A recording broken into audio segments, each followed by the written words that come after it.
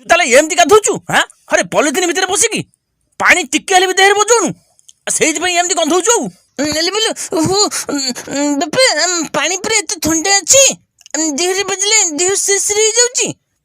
କେମିତି ଗାଧେଇବି? Siri Siri ନା ଚିରି ଚିରି ହେଇଯାଉଛି? ହଁ ହରେ କେତେ ଦିନ ହେଲାଣି ଏମିତି ଗାଧଉଛୁ? ନେଲି ବୋଲ ଓହୋ ଯେବେଠୁ ଶୀତ ପଡ଼ିଲାଣି 2 ମାସ ହେଲାଣି। ଆଉ ହଁ କଣ କହିଲୁ? ଆରେ ତମେ ତୁ 2 ମାସ ହେଲାଣି ଦେହରେ ପାଣି ପକେଇନୁ?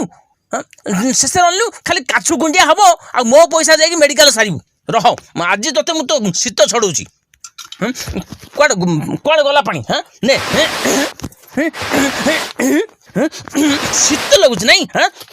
ଶୀତ ଶୀତ ଶୀତ ଛଡୁଛି।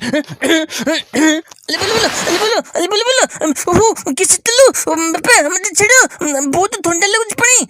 ବାପା ମତେ ଛାଡିଦିଅ, ମୁଁ ଗାଧେଇବି ଥଣ୍ଡା ଅଛି ବୋଲି କହୁଛୁ।